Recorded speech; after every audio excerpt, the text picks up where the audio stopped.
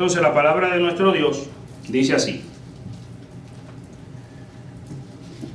nosotros, judíos de nacimiento y no pecadores entre los gentiles, sabiendo que el hombre no es justificado por las obras de la ley, sino por la fe de Jesucristo, nosotros también hemos creído en Jesucristo para ser justificados por la fe de Cristo y no por las obras de la ley, por cuanto por las obras de la ley nadie será justificado. Y si buscamos ser justificados en Cristo, también nosotros somos hallados pecadores. ¿Es por eso Cristo ministro de pecado? En ninguna manera. Porque si las cosas que destruí, la misma vuelvo a edificar, transgresor me hago. Porque yo por la ley soy muerto para la ley, a fin de vivir para Dios. Con Cristo estoy juntamente crucificado, y ya no vivo yo, mas vive Cristo en mí. Y lo que ahora vivo en la carne, lo vivo en la fe del Hijo de Dios, el cual me amó y se entregó a sí mismo por mí. No desecho la gracia de Dios, pues si por la ley fuese la justicia, entonces por demás murió Cristo. Amén.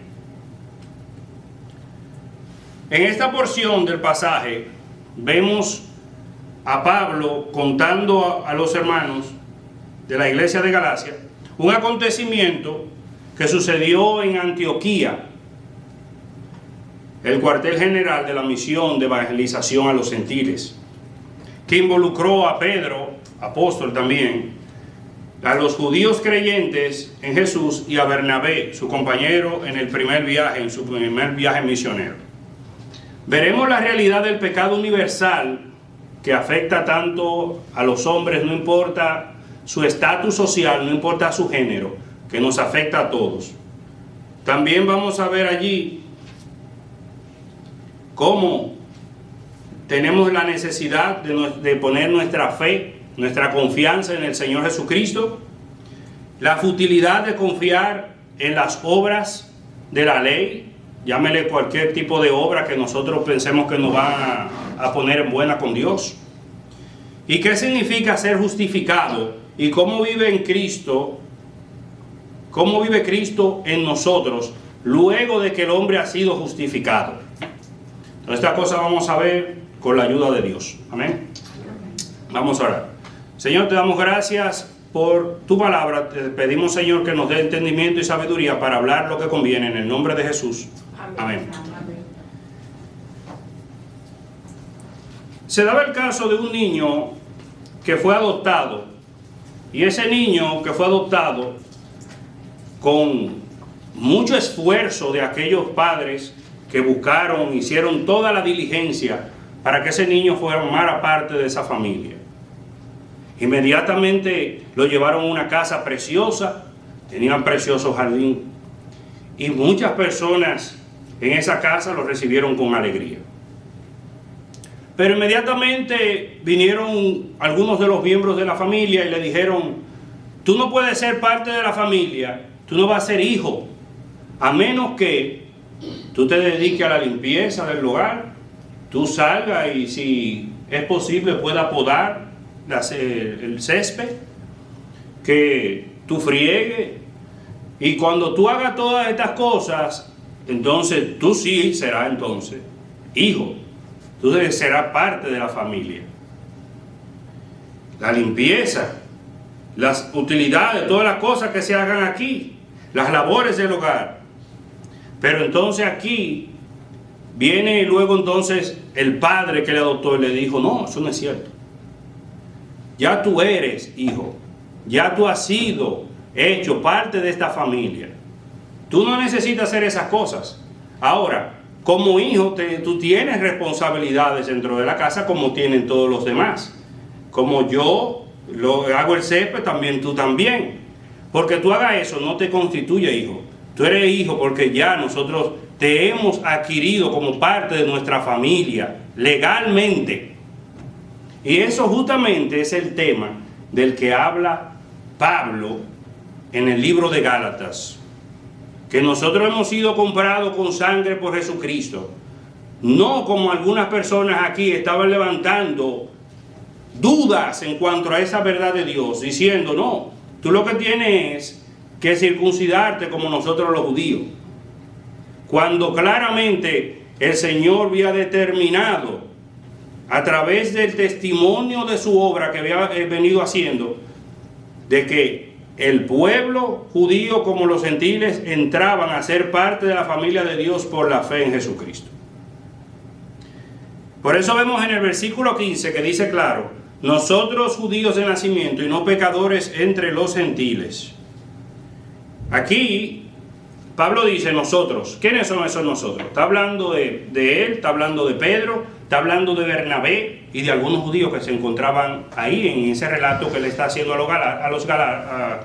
los Gálatas acerca de lo que pasó en Antioquía. Y se encontraban esos judíos allí. Y Pedro, cuando comía con los gentiles, tenía comunión. Cuando una persona come con otro, se sienta con otro, está compartiendo no solamente alimento, está teniendo cierto tipo de comunión, de amistad con ellos. Y estas personas eran judíos creyentes con gentiles o griegos creyentes. Y estas personas eran parte ya de la misma familia en Dios. Pero entonces vinieron un grupo de personas de Jerusalén, de parte de Jacobo, no porque Jacobo era que lo envió, chequea a Pedro allá, sino porque ellos venían de parte de Jacobo, porque ellos eran parte eran columnas en la iglesia de Jerusalén. Y cuando ellos llegaron allá, entonces Pedro sintió temor y comenzó a retraerse y ya no comía con los gentiles. Porque para algunos de esas personas que fueron ahí, los gentiles necesitaban circuncidarse para ser parte plena del pueblo de Dios. Pero no fue así. Por eso cuando Pablo vio tal actitud, reprendió a Pedro públicamente. Dijo: pero ¿cómo tú, siendo judío, que te porta como si fuera gentil, tú quieres que los gentiles sean judíos? Lo que quiere decir claramente, tú quieres ponerle una carga a ellos que tú mismo no estás llevando. Entonces, viendo que se estaba saliendo del camino de la verdad y del mensaje claro del Evangelio de Jesucristo, él tuvo que con valentía afrontar a Pedro. ¿Para qué? Para que, no porque él quería ofender a Pedro, sino para que el pecador volviera, el que comete la falta volviera al camino de la verdad. Porque eso es lo que hace uno con aquellos que ama. Si tú ves que alguien que tú amas está actuando de una manera incorrecta, no es bueno que nosotros le aplaudamos lo malo que hace. Bien, mi hijo, bien, tú estás bien. No, uno le dice: mira, yo creo que lo mejor es esto, porque así dice la palabra de Dios. Lo correcto es esto, este es el camino bueno, no el otro. Por eso claramente la palabra dice que mejor es el que te hiere, que el que te odia y te besa. Eso no tiene... O sea, verdaderamente tú prefieres aquel que te hiere, pero que te está buscando encaminarte hacia la verdad. Ok, vamos a ver qué otra cosa dice aquí. Esta gente eran judíos. Y dice Pablo que ellos eran judíos, no paganos, pecadores extraviados. Y eso tenía un beneficio. Ellos venían de las tribus de Israel, de descendientes según la carne, de Abraham, Isaac y Jacob, de Moisés, de David, grandes hombres del pasado. ¿Quién de nosotros no se alegra cuando te dicen: tú no sabes que el abuelo tuyo era un alcalde en su pueblo? Oh, pero mi abuelo era un alcalde. Ah, bueno, pero entonces esta gente tenían de qué, como dice Pablo en muchas de sus epístolas, de qué gloriarse. Pero ¿qué dice Pablo? Sigue diciendo, ¿qué beneficio tenían? Tenían muchos, en Romanos dice. En toda manera, primero ciertamente se le ha confiado la palabra de Dios. A los judíos Dios se le manifestó, a diferencia de los demás pueblos de la tierra. El Señor fue y habló con ellos, y lo buscó en tiempo de Moisés, y lo sacó de Egipto. Y pasó por ellos en el desierto, a través de los jueces como Josué, Caleb, Sansón, y muchos otros grandes jueces, Otoniel, Jefté. Fueron grandes reyes también, como David, Saúl, Ezequías, Josías. Pero también pasaron por las deportaciones. Y en cada una de esas etapas del pueblo de Israel, ¿usted sabe qué sucedió? que se dio clara evidencia de que a pesar de que ellos recibieron los oráculos de Dios, la palabra de Dios, no eran perfectos. En cada etapa, tanto en el desierto como en el tiempo de los jueces, en el tiempo de los reyes y las deportaciones, es evidente que pasaban por un pecado a otro y ofendían a Dios constantemente. Los momentos en que Dios estaba a gusto son pocos. Pero hay una realidad que ahí aparece, que es clara. Ellos necesitaban que Dios interviniera de manera urgente, porque ellos, como estaban así, se iban a perder todito. Es claro y evidente que había un problema de pecado, de rebelión contra Dios en el corazón. Entonces dice en Romanos, capítulo 3, versículo 9, dice, ¿qué pues? ¿Somos nosotros mejores que ellos? Después de que tú escuchas todo eso, ¿qué tú puedes decir? No. Porque entonces esta gente está juzgando a los gentiles. No coma con ellos, esta gente, ten cuidado. Pero entonces se le olvida. Porque ellos pueden pensar, esta gente son réprobos. Pero Jesús decía claramente, el que comete pecado es esclavo del pecado. Y le dijo claramente, y conoceréis la verdad y la verdad os hará libre. Y dijeron, pero nosotros no somos esclavos de nadie. Y Jesús le dice claramente, el que hace pecado es esclavo del pecado. Y eso es un tema que se encuentra en todas las escrituras. El hombre que hace pecado es un esclavo. Está bajo una ley de esclavitud, que no solamente tienes tú, sino que tenía mi papá, el tuyo, tus abuelos, tu tatarabuelo, más para allá de Colón. Una situación con la cual arrastra toda la humanidad. No es algo nuevo. Nosotros somos rebeldes contra el Señor y necesitamos de urgencia un Salvador.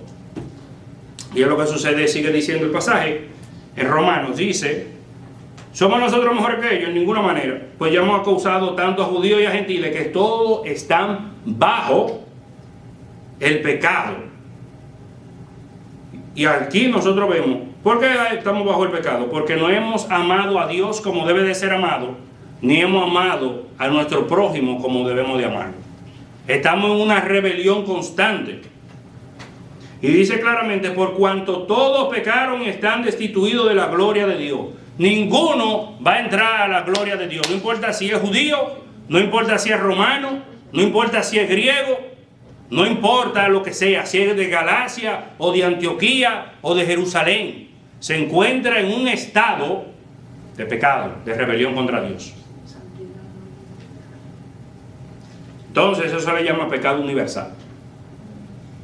Todos nosotros, el género humano, arrastramos con eso. Tenemos una rebelión contra Dios. Por lo tanto, claramente, Pablo dice, nosotros judíos de nacimiento y no pecadores de entre los gentiles, dice en el 16, sin embargo, sabemos, es de conocimiento de nosotros no ignoramos, nosotros sabemos, ¿qué? Que una persona es declarada junto ante Dios por la fe en Jesucristo y no por la obra de la ley. Lo que él quiere decir ahora, nosotros sabemos y comprendemos. Mira, Pedro, tú y yo lo sabemos. Ninguno de nosotros puede ser declarado justo por nuestras obras, por lo que nos mandó Moisés, porque nosotros sabemos que nosotros y nuestros padres han fallado hasta el día de hoy. Y que la única manera en que podemos ser declarados justos es cuando nosotros ponemos nuestra fe y nuestra confianza en el Señor Jesucristo. Eso es así. Y gloria a Dios, porque en este pasaje de Gálatas es muy preciso y claro, y va al punto. Y en ese versículo 16 lo repite 3 veces. Si se repite, si no por fe en Jesucristo nosotros somos declarados, si no hay fe en Jesucristo, entonces no hay justicia para con Dios. Pero aquí lo dice 3 veces, que Jesucristo, si tenemos fe en Él, somos declarados sin culpa, justos, vestidos con la justicia de Jesús. Entonces, ¿qué enfatiza cuando él dice creímos? Más adelante, sigue diciendo en el 16. Sin embargo, sabemos que una persona es declarada justa ante Dios por la fe en Jesucristo y no por la obediencia a la ley. Y nosotros hemos creído en Cristo Jesús para poder ser declarados justos ante Dios por causa de nuestra fe en Cristo y no porque hayamos obedecido a la ley. Pues nadie jamás será declarado justo ante Dios mediante la obediencia de la ley. Nadie jamás. Y ahí aparece ese verbo de ser declarado justo en 3 tiempos verbales. Cuando habla en el principio dice que una persona es declarada justa, actual, presente, no por la ley. O sea, la ley es imposible actualmente que pueda declarar, que alguien pueda servirla, entiéndase, que tú digas, oh, los 10 mandamientos, yo voy a seguir los 10 mandamientos para agradar a Dios. Tú te darás cuenta en el camino, porque tú tienes una conciencia, que tú puedes comenzar a seguir algo y inmediatamente con tu mente pecar contra Dios. Porque los mismos 10 mandamientos dice que no codiciarás el siervo de tu Señor o de otra persona, ni de nadie. Y ese principio Jesucristo lo dice claramente cuando dice que no codiciará la mujer de tu prójimo en tu corazón. Una persona puede decir, no, yo nunca. Incluso hay religiosos que así lo dicen, tanto judíos como cristianos. Bueno, tú pecas el adulterio cuando tú cometes el acto de faltarle a tu esposo o a tu esposa físicamente, pero si tú lo haces con tu mente, tú puedes ver pornografía y no le va a faltar. ¿Qué dice Jesús a eso? Eso es falso. La palabra dice claramente que si tú codicias en tu corazón, tú eres un pecador. Tú le acabas de fallar al Señor. Y que mejor te fuera que te sacara los ojos que entrar con los 2 ojos buenos al infierno. Lo cual quiere decir que es pecado. Si alguien piensa que solamente la vida cristiana se trata de apariencia y no de una relación con Dios de todo tu corazón, entonces hay un problema. No comprende. Por eso es que cuando el Señor dice, ¿cómo tú me debes de amar a mí? ¿Cuál es el principal mandamiento? Que vino una persona a preguntarle a Jesús, ¿cuál es el mandamiento más importante? Jesús dijo, bueno, el mandamiento más importante es amar a Dios. Y le dijo, con todo tu corazón, con toda tu mente y con toda tu fuerza. Y el segundo es amar a tu prójimo como a ti mismo. O sea, hay una situación de plenitud. En el hebreo aparece una palabra en Génesis 17, capítulo 1, cuando Dios se aparece a Abraham y le dice, era Abraham de edad de 99 años, cuando le apareció Jehová y le dijo, anda delante de mí y sé perfecto. Eso quiere decir, la palabra perfecto que aparece ahí, está a mí, que quiere decir plenamente. No me dé la mitad, a mí no me interesa la mitad. Hay gente que dice, toma y deja. Como que tú puedes engañar a Dios. Dios no anda buscando mitad de corazón. Dios anda buscando todo el corazón. Toda la vida. Todo el ser. Y si nosotros estamos fallando como cristianos, tenemos que pedirle al Señor, Señor, ven, ayúdame a caminar contigo. Ayúdame a corregir mi maldad. Ayúdame a corregir mi debilidad. Pero aquí hay una situación que no puede ser obviada. Y es que la justificación, el ser declarado justo para con Dios, demanda que nosotros creamos en Jesucristo y nos cubramos completamente en la obra que Él cumplió por nosotros en la cruz. Y vamos a ver cómo se ve eso con más claridad. Entonces, dice claramente, cuando no entendemos el Evangelio, cuando no entendemos esas buenas nuevas de salvación, y lo que dice también Efesios capítulo 2, entonces el ser humano comienza a confiar en su desempeño para ser acepto para con Dios. Cuando una persona comprende plenamente qué es lo cómo yo soy aceptado para con Dios, cómo yo puedo ser parte de la familia de Dios, entonces comprende que Dios es el único que merece toda la gloria y no nosotros, que Él lo ha hecho por nosotros, que no depende de que tú te vayas arrastrando de aquí a la Basílica de Higüey. Eso no te va a ganar absolutamente nada con Dios. Eso no se trata. Eso no te justifica para con Dios. Eso te hará sentir a ti y tu ego para que tú se lo cuentes mientras vida tenga hasta el día que te mueras, toda la gente, para que ellos crean que tú eres religioso y espiritual. Pero realmente eso no tiene ningún efecto contra los apetitos de la carne, contra lo que respecta a ser parte de la familia de Dios. Tenemos que tener mucho cuidado con eso. Cristo obra una circuncisión no de la carne, sino del corazón, porque Él lo prometió así en los libros de los profetas, que en vista de que Israel faltaba y caía tantas veces, entonces el profeta dice que el Señor tendría que intervenir y cambiaría el corazón de piedra por uno de carne. Y nadie tendría necesidad de enseñarle a su hermano, porque todos serían enseñados por mí. Porque hay una obra del Espíritu de Dios que entonces, cuando el hombre y la mujer cree que viene a ti, a tu alma, y el Señor promete que tanto el Padre como el Hijo y el Espíritu Santo vendrán a hacer morada dentro de ti. Y entonces, ahí se obra algo que se llama el nuevo nacimiento, donde los ojos son abiertos, donde el hombre que cree en el Señor Jesús y que le ha pedido, Señor, ven, sálvame, transfórmame, cámbiame, entonces esa persona se hace nueva por la gracia y el poder de Dios. Por la gracia y el poder de Dios. Entonces, ¿qué sucede en los versículos 17 al 18? Dice así, déjenme leer. Y si buscamos ser justificados en Cristo, también nosotros somos hallados pecadores. ¿Es por eso Cristo ministro de pecado? En ninguna manera. Porque si las cosas que destruí, la misma vuelvo a edificar, transgresor me hago. Ok. ¿Qué quiere decir esto? ¿Por qué dice eso de el apóstol? Si caemos en lo mismo que ustedes, ¿falló Cristo? O sea, realmente esto es una parte media difícil de comprender, pero vamos a tratar de traer dos explicaciones de lo que él puede estar hablando en esos versículos. Pablo puede estar enfocándose en un argumento que se estaba levantando en contra de la iglesia y de lo que él estaba predicando era que si tú vives sin ley, pues entonces tú le estás diciendo a la gente que peque.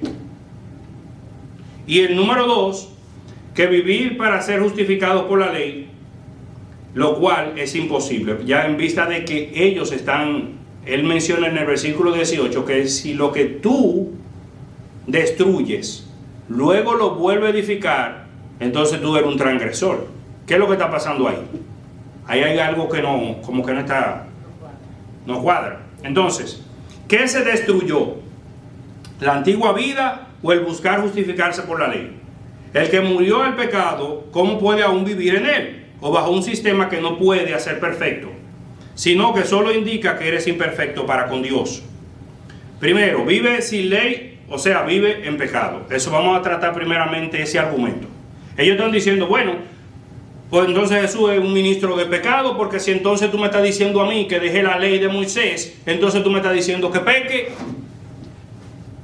Pero en Romanos 6, versículo 1 dice, ¿qué pues diremos? ¿Perseveraremos en el pecado para que la gracia abunde? Él dice, en ninguna manera, porque los que han muerto al pecado, ¿cómo vivirán aún en él?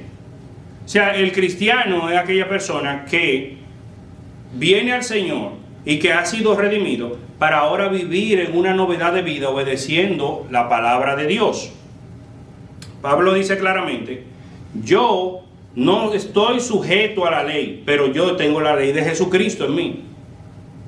Hay una ley espiritual que el cristiano ahora ha de seguir, la palabra de Dios viva, que entonces el cristiano no está, en cierto modo se puede decir, exento de seguir un mandato. Hay mandatos de Dios. Dios manda al hombre, la palabra de Dios es vive y permanece para siempre. A pesar de que nosotros no tenemos que hacer un tabernáculo ni un templo, nosotros estamos llamados a amar a Dios. Nosotros estamos llamados a amar a nuestro prójimo. Y es lo que dice en 1 de Juan 3:8, dice, el que practica el pecado es el diablo, porque el diablo peca desde el principio. Para esto apareció el Hijo de Dios, para deshacer las obras del diablo. Todo aquel que es nacido de Dios no practica el pecado, porque la simiente de Dios permanece en él y no puede pecar porque es nacido de Dios.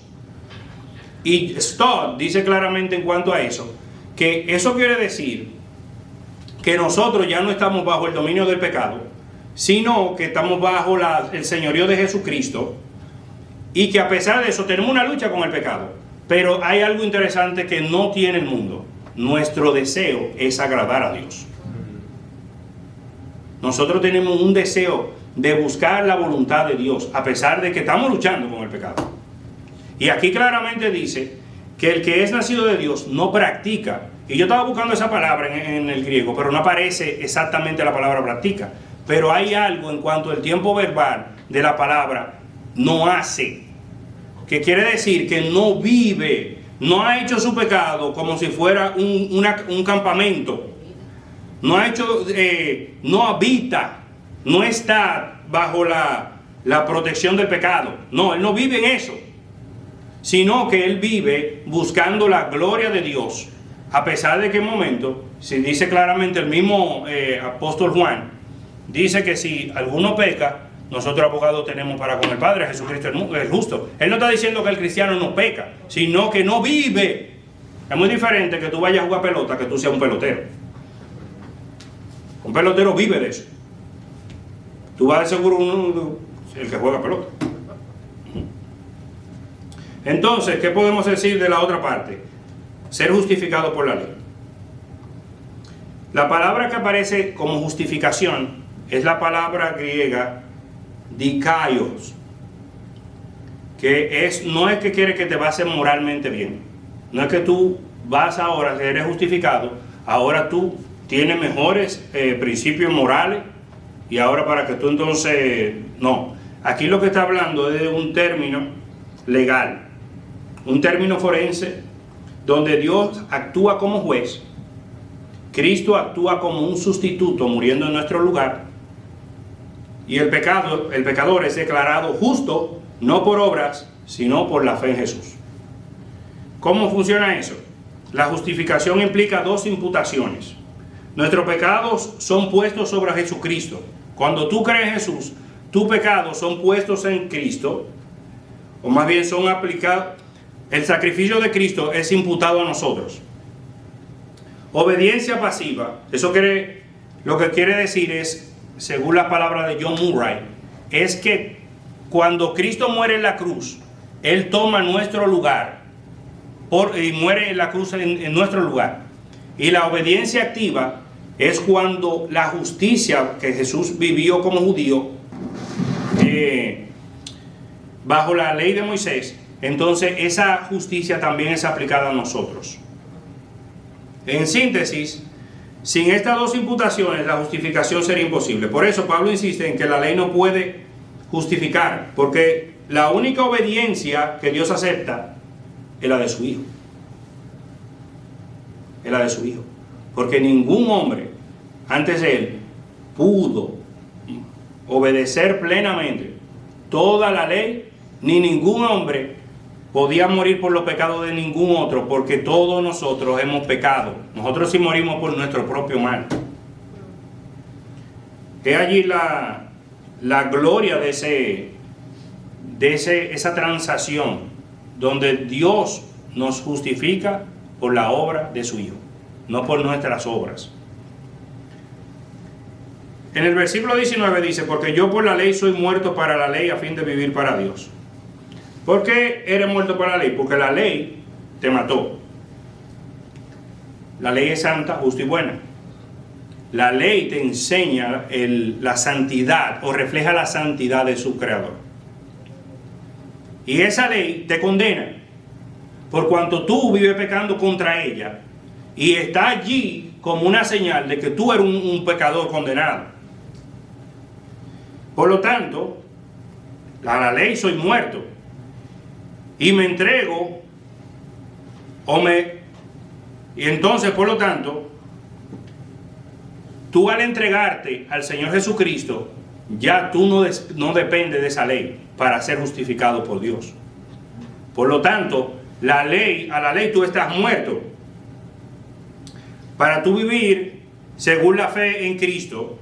Y en Romanos 7 se habla con profundidad de esa realidad. La realidad del señorío del pecado sobre la raza humana, porque el que hace pecado esclavo es del pecado. Por lo tanto, nosotros vemos claramente que para tú ser libre de esa situación de pecado necesitas Jesús. ¿Por qué? Porque dice claramente en Romanos 6:23, porque la paga del pecado es muerte, pero el regalo, la dádiva de Dios, es vida eterna en Jesucristo. Entonces nosotros tenemos el camino para nosotros escapar de esa situación. Entonces el 20 dice claramente en la Nueva Traducción Viviente, dice: mi viejo hombre, dice Pablo hablando, mi viejo hombre ha sido crucificado con Cristo. O sea, yo morí con Cristo en la cruz. Y ya no soy yo el que vive, pero Cristo vive en mí. De manera que vivo en este cuerpo terrenal creyendo en confianza en el Hijo de Dios, quien me amó y se dio a sí mismo por mí. Hay un antes y un después. Hay una muerte y ahora hay una vida. Antes era yo y ahora es Jesucristo. Vivo en la fe del Hijo de Dios, el cual me amó y se entregó a sí mismo por mí. Y en el 21 ya finalmente dice: no desecho o rechazo, no desprecio la gracia, el favor de Dios.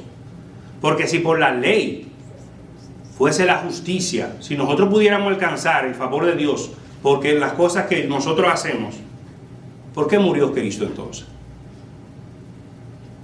Por nada murió Cristo entonces. Al contrario, nosotros vemos claramente que el Señor Jesús murió por su pueblo. Nosotros necesitábamos eso.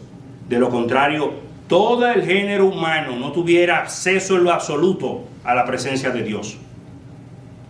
No importa quién haya sido, no importa qué tan bien o con tanto afecto yo le tenga a esa persona se merece el cielo, una vez uno dice, en su ignorancia, pero conforme a la medida de Dios es imposible. Solamente a través de Jesucristo, solamente Él que se entregó por nosotros. Una síntesis finalmente. ¿Qué aprendemos nosotros? No dependo de la ley en ningún tiempo, ni presente, ni pasado, ni futuro. No hay manera de que la ley o las obras de la ley te salven.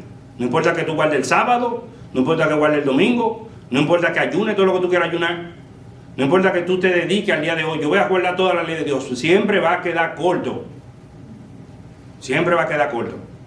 Como ese niño que va a los juegos a la feria mecánica y la feria que van a los pueblos y se quiere montar en algún juego y lo miden a ver si es el tamaño apropiado para subirlo en el juego.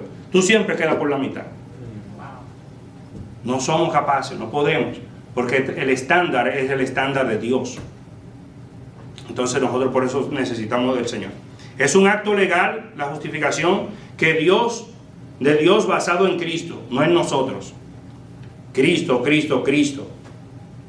Se fundamenta en la obediencia activa y pasiva de Cristo. Lo que Cristo se sujetó al Padre, Cristo muriendo por nosotros. Se aplica por imputación, no por obra. Cuando el hombre cree, nos es imputada esa justicia. Es como si el Señor nos diera su vestido, nos vestiera de Cristo para que nosotros entonces pudiéramos entrar a la presencia de Dios. Por eso Pablo está destruyendo cualquier intento de mezclar fe y obra. Y por eso fue que él fue firme con Pedro y con los hermanos que estaban allí en Antioquía. Ustedes no saben lo que ustedes están haciendo. Tú quieres que ellos sigan la ley de Moisés, cuando nosotros sabemos que ni nosotros, ni nuestros padres, ni nuestros abuelos, ni nadie ha podido ser justificado por eso. Mira dónde nosotros nos encontramos, sumergidos bajo el poder de los romanos, porque nosotros fuimos infieles. Y hasta el día de hoy, toda la raza humana, nosotros vivimos matándonos, odiándonos, en vicios, engañándonos mutuamente por causa del poder del pecado sobre la raza humana. Y hasta que el Señor Jesucristo no venga en su poder y nos liberte y rompa la cadena, nosotros vamos a seguir así. Y el Señor nos amó de tal manera que, sabiendo que nosotros estábamos en una condición deplorable en el suelo, siendo polvo, como decía el Salmo, El Señor se humilló ante nosotros y vino y se hizo hombre para que nosotros que estábamos muertos tengamos vida en Jesucristo. Para que nosotros tengamos vida. Y sin Él, nosotros estuviéramos todavía perdidos. Y eso es lo que necesita cada persona. Hay muchas personas que nos podemos engañar. Fulanito es bueno, déjalo así. La hora de la muerte va a llegar, no importa quién sea. Y el que no haya sido inscrito en el libro de la vida del Cordero, entonces va a tener un problema serio con Dios. Porque los hombres amaron más las tinieblas que la luz. Entonces, aplicación final. Reconocer tu pecado, no importa que tú seas judío o dominicano.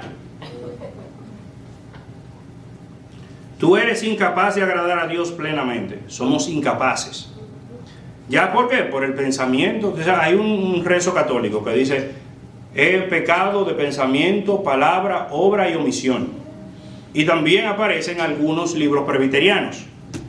Porque cuando tú pecas, como ya dijimos, no solamente pecas en hechos, sino en tus pensamientos.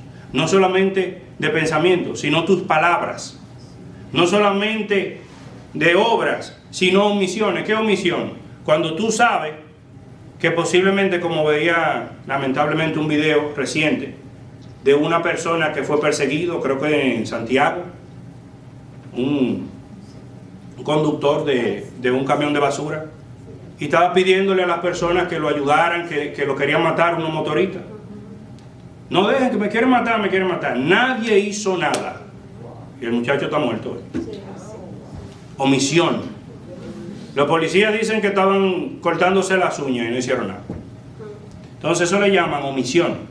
Cuando tú puedes hacer algo para ayudar a una persona, pero simplemente le das la espalda.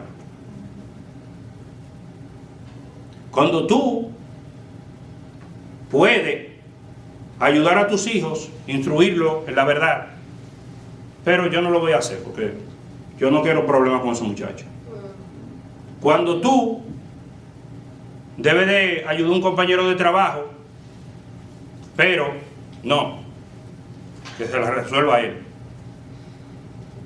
Cuando nosotros sabemos que hay un enfermo y ni siquiera oramos por él. Omisión. Entonces todas esas cosas caen sobre nosotros. Y si nosotros pensamos que estamos libres de culpa, es porque quizás no hemos pensado con cuidado. Porque cada día nos acercamos al Señor: Señor, ten misericordia de nosotros, si pensamos de esa manera. Porque pecamos constantemente, ofendemos a Dios y a los hombres. Constantemente. No hay manera que podamos escapar de eso.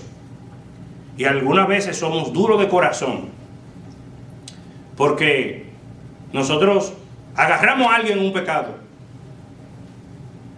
Ve, lo agarré ahí con este. Mira que tenía que hacer esto conmigo, no lo hizo. Aquí te agarré. Pero no ve entonces tú todas las situaciones que tú personalmente tienes. Y considera y piensa. Entonces, hay una situación de dureza de corazón en el género humano. Pero también nosotros somos llamados a creer en el Señor. Somos llamados a creer. Entonces, reconoce tu pecado. Considera la condición en la que te encuentras y cree en Cristo. Dice en Juan 3:36 que el que cree en el Hijo tiene vida eterna. El que rehúsa creer en el Hijo no verá la vida, sino que la ira de Dios está sobre él. Entonces no es una cuestión solamente, la primera parte nos encanta. Yo creo, pero ¿qué de lo que no creen? ¿Qué va a suceder? Entonces es allí el terror de caer en la mano de un Dios todopoderoso. Alguien decía claramente: nosotros tenemos una idea errada del infierno. Nosotros pensamos que el infierno, el diablo está sentado allá en un trono y está en un ejército de demonios esperando que caigan los hombres ya. Pero no es el infierno. El infierno es un lugar preparado para el diablo y sus ángeles y para todos aquellos que rechazaron el nombre del Señor Jesús.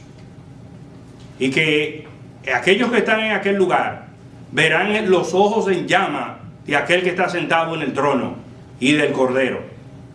Porque dura cosa es caer en la mano de un Dios todopoderoso. No es el diablo, es Dios que está en el infierno, que está allí juzgando a aquellos que despreciaron su nombre. Entonces, en Cristo hay una vida nueva, un nuevo corazón. Jesús es el Salvador, Kyrios, y eso para los cristianos, para nosotros. Jesús no solamente mi Redentor, Jesús es también mi Señor. Lo que quiere decir que toda nuestra vida nosotros debemos de, como decía Pablo, ya no vivo yo, no vive Cristo en mí. Que el Señor vive en mí. Que el Señor vive en mí. Entonces tenemos que ver en qué estamos fallando. Algunas veces fallamos, muchas veces. Pero Señor, ayúdame a enmendar mis errores. Ayúdame a ver cómo glorificarte a ti. Cómo yo, en medio de esta situación, qué dice tu palabra, cómo yo debo de actuar y cómo aplicarlo en la vida para yo glorificarte a ti. Si alguien trata de nublar esa verdad con indulgencias, misas, promesas, 5 o 3 oraciones al día o rosario, está haciendo la obra del diablo.